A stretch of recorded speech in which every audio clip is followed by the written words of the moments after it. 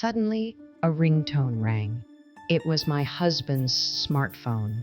Apparently, he had left it at home out. I looked at the call screen and saw my mother-in-law's name on the screen. I felt bad about ignoring my mother-in-law's call, so I picked up the phone when my husband called me back. What are you doing? It's your daughter's big day, isn't it? A father is going to be late for his daughter's wedding? As soon as I picked up the phone, my mother-in-law, without even giving me a chance to answer, asked me a question out of the blue. Daughter? What are you talking about? Our daughter passed away 5 years, know that. Then, from the phone, I heard you asking if Dad had still not arrived. Our daughter passed away 5 years, but my mother-in-law did indeed say, I hear a young woman's voice.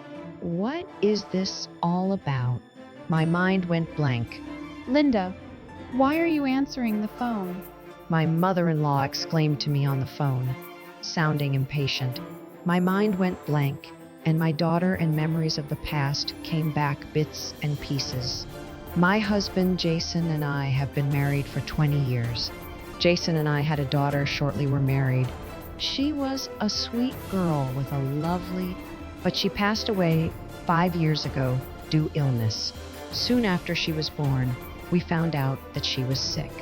The doctor told me, We don't expect her to live long.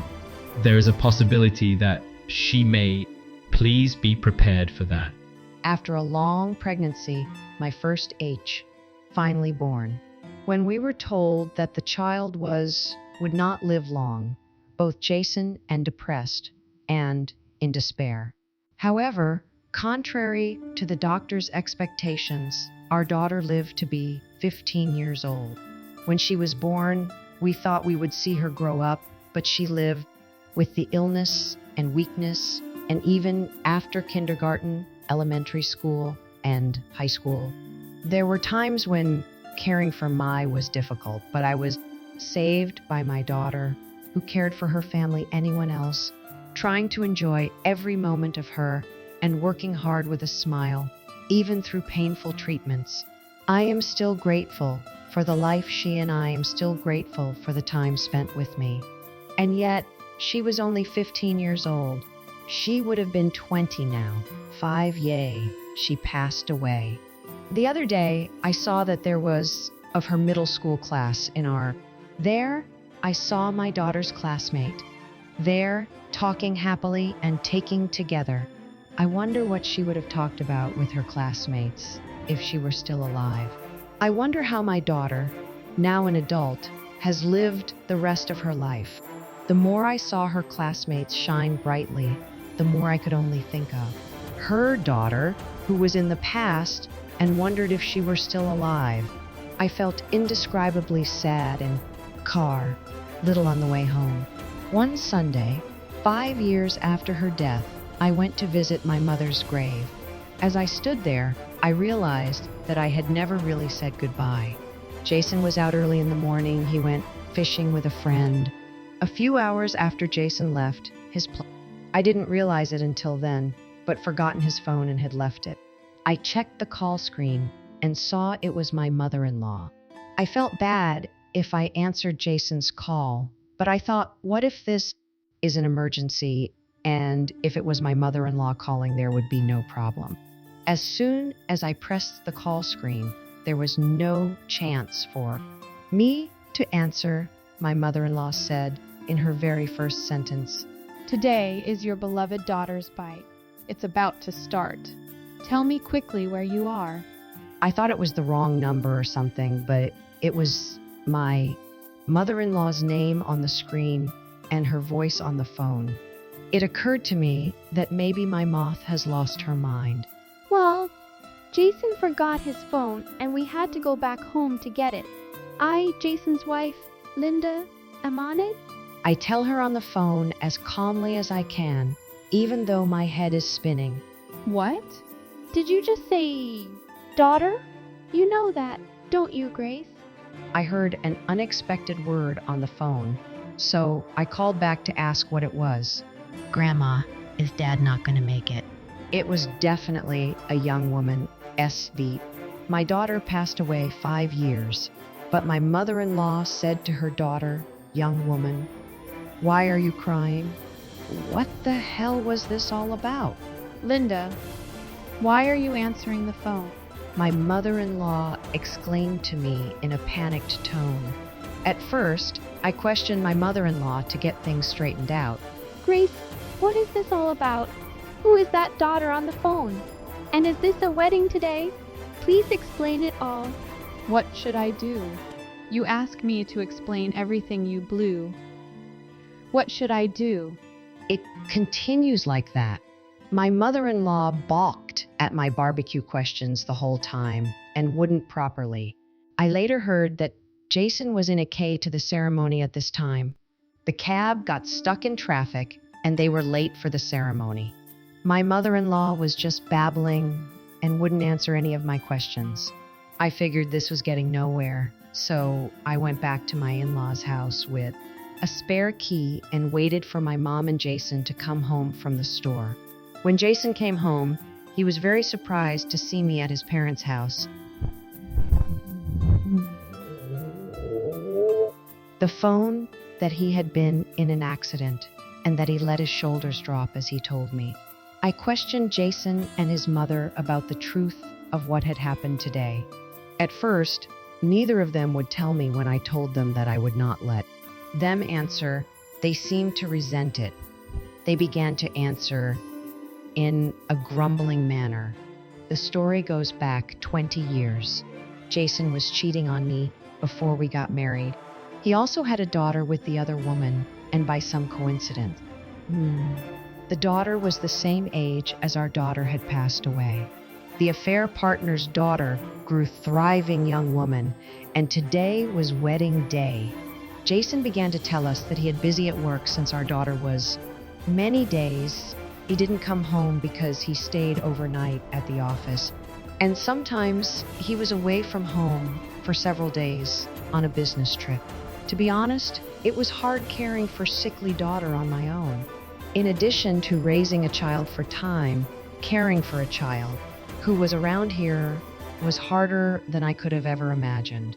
But at the time, I didn't want to get involved in Jason's business affairs.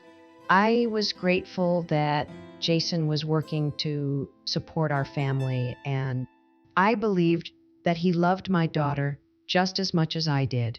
That's what made it possible for me through each day, even though it was.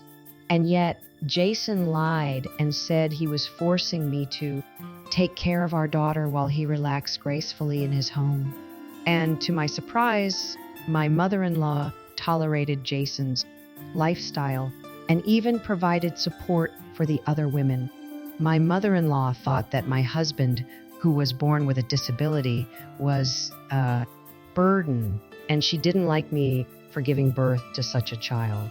Perhaps because of this, my mother visited my daughter only once or twice a year, and it was always my father-in-law who saw her a lot. And my daughter looked forward to 6 grandfather. Now, my father-in-law is overseas for business reasons. Jason and his mother reveal one shocking truth after another. They seemed somehow to be relaxed in the truth being revealed and continued. Jason, you should break up with this. She ruined your daughter's wedding day. She's just jealous of her happiness. Maybe Mom is right. I've been looking forward to this day for a long time, and you just made it worse. So we're breaking up, right? I mean, break up with me already. I'll pay what you want, as long as it's enough. After all this time, I couldn't believe it was looking down on me, that he was having an affair, that illegitimate child, and that he neglected his deceased daughter. On top of that, they would order me divorce. I felt more sorry for my dead daughter than for myself if things continued as they were. I told them both that I would be happy to divorce Jason and ran out of my parents-in-law's house. I returned home and began preparing to divorce by calling a lawyer. Shortly thereafter, I filed divorce and left the house where Jason and living. Because I had a lawyer, I was able to get a larger alimony payment from Jason than what the market rate would have been. The day Jason and my mother-in-law were having a shocking conversation at my parents-in-law's house, I actually recorded the conversation too. And as soon as I left the house, I sent that recording to my father-in-law and Jason's company. When my father-in-law heard that recording, he flew back from overseas to see me. My father-in-law had always taken care of us well, and that didn't change even when he went overseas. In this situation, I was happy that my father-in-law, because he was very dedicated to his work, but in this case, he interrupted his work overseas to come and help us. As soon as my father-in-law met me, he apologized. I should have paid more attention to my family. I have caused you so much pain, and I am so sorry. I cannot forgive those guys. I will insulate myself from Jason's whining, and of course, I will divorce my wife. That's what he told me. The company Jason works for is owned by his father-in-law. In other words, my father-in-law Jason meant that Jason would be good for the company he now works for. Jason was fired from the company after being insulted by his father-in-law, and Grace, who was also insulted by her father-in-law, had nowhere to turn. They were so resentful that they thought it was all my fault. And they were going to come barging into my house. They didn't have a duplicate key, so S started yelling and screaming at the locksmith, who showed no sign of coming out. They rang the bell, and they were eventually let in. But I had already moved to a different part of the country. Therefore, another stranger was living in the house where the two stormed out, according to police who were called to the commotion caused by the two who suddenly stormed out. I heard that they finally ran out of one to go and tried to get a hold of the daughter of the adulterer. So they into the newlywed daughter's house. It seemed like she was home, so they get in, but there was no response, daughter. Hey, it's me, it's your dad. Can you, if you can hear me, open the door? Grandma's here too. I came to see her doing. Please let us in. The daughter realized that they are help, so she tried to ignore them. However, she couldn't bear to see them standing outside her house and invited them in, saying that it would disturb the neighbors. At first, they said they were just up, but as the conversation progressed, they began to talk about how unhappy they were, and eventually they even got down. But after all, she is the daughter unfaithful partner. She turned to her father, Jason, and But to me, my mother was the afflicted, and I'm the daughter of the cheater. But you still supported us, so I can't thank you enough. So money was the only link between. Jason is stunned by his daughters of the blue. And I call you Grandma because you us too. And when you run out of money, it's there to help you because we are family. You don't know how we have felt all time. You've been helping us on your own. Ask you. And then she simply cut Jason and H off. Is that what you thought all along? Unbelievable! What's going to happen to our relationship now? The daughter just said grace like a comment. We have no use for people without Mick. You have a real family somewhere else, but you've been using us as a family affair partner. In the same way, we have been taking advantage of you. Now, if you don't have any money, leave. We're not a family anymore. Jason and his mother, who had been listening to her words, were now filled with anger. And then they start shaking. What kind of way is that to talk to the FBI who have supported you all this time? I thought you were the better grandpa, but it turns out that you're a fail. They yelled at her. Grace began screaming, throwing pillows and other items around the house, but also at her granddaughter. Their outburst made a mess of the room, and the daughter, feeling that she was in danger, called the police. The police, who arrived at the scene, and Grace, whom no one could touch, brought them in again. This police action caused Jason's dad to be marked by the neighbors, and she also found out that her family was troubled because of this incident. Because of this, the daughter's husband divorced her quickly after only one marriage. On the other hand, I was able to get a job at a company owned by my father thanks to his arrangement. I had qualifications at grade level, a bookkeeper, and computer exam, so always ready to work if I wanted to. The reason being that I was always trying to improve my skills to earn money for my daughter's medical expenses and also taking care of her.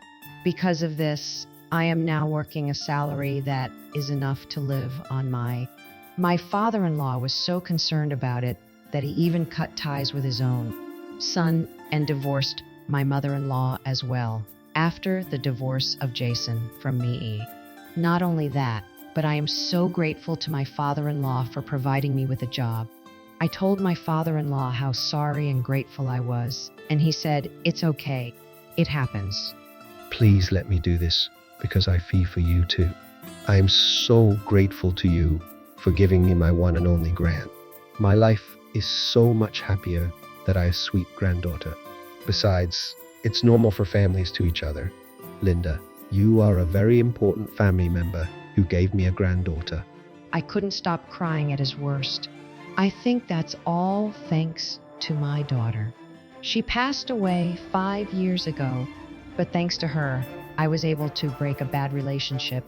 And I still have a wonderful relationship with someone who considers me family.